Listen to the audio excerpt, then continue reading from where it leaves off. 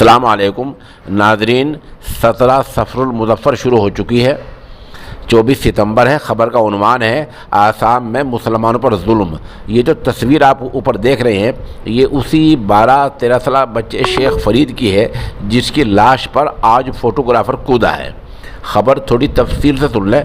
آسام کے ضلع درانگ کے سیپا جھار علاقے میں سرکاری زمین خالی کرانے گئے پولیس والوں اور وہاں رہنے والے جھگی والوں میں جھگڑا ہو گیا۔ پولیس نے فائرنگ کی جس میں شیخ فرید اور صدام حسین کی موت ہو گئی، 20 لوگ زخمی ہوئے ہیں۔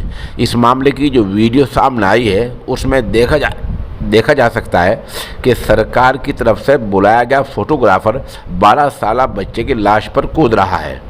اس فوٹوگرافر کے خلاف مقدمہ درج ہو گیا ہے۔ دفعات دھارائیں کیا لگی ہیں اس کا پتہ نہیں چل پایا ہے۔ اطلاع کے مطابق سینکڑوں پولیس والے اس بستی سے جھگیوں کو ہٹانے کے لیے آئے تھے۔ جب وہ جھگیاں ڈھانے لگے، گرانے لگے تو وہاں جھگڑا ہو گیا، فائرنگ ہوئی۔ اسی فائرنگ میں 2 لوگوں کی موت ہوئی ہے۔ دوسری طرف سرکار کا کہنا ہے کہ یہ کارروائی یعنی سرکاری زمینوں کے خالی کرانے کی کارروائی روکی نہیں جائے گی، یہ جاری رہے گی۔ سرکار ان لوگوں کی جھگی جھونپڑیوں کو تو گرا رہی ہے لیکن ان کو رہنے کے لیے متبادل جگہ مہیا نہیں کرا رہی ہے۔ ان کی اکثریت مسلم ہے۔ اب ان لوگوں نے دریا کے کنارے ڈیرا ڈال دیا ہے۔ سرکار ان لوگوں کو درانداز کہتی ہے مگر ان سب کے پاس شہری ہونے کے مکمل دستاویزات موجود ہیں۔ یہ ایسا کیوں ہے؟ دراصل آسام میں دریائے برہم پترا ملک کے بڑے دریاؤں میں شمار ہوتا ہے۔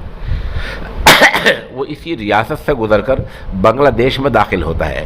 جون، جولائی، اگست اور ستمبر میں مونسون کی بارشوں کے موسم میں تقریباً ہر برس اس دریا کا پانی سیلاب کی شکل اختیار کر لیتا ہے جس سے زمین کا بڑی خاصی مقدار میں کٹاؤ ہو جاتا ہے۔ سینکڑوں بیگھے زمین کٹ جاتی ہے۔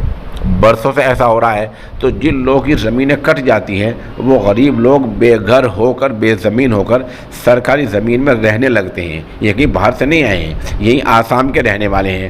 سرکار ان لوگوں کی جھگیوں کو ڈھا تو رہی ہے لیکن ان کو متبادل جگہ مہیا نہیں کرا رہی ہے۔ یہ بے گھر ہونے والے لوگ ہی سرکاری زمین میں پناہ لیتے ہیں۔ ان کی اکثریت مسلم ہے۔ کانگریس کے دور میں ان کو اس طرح بے دخل تو نہیں کیا گیا مگر ان کے نام رہنے کے لیے زمینیں بھی الاٹ نہیں کی گئی۔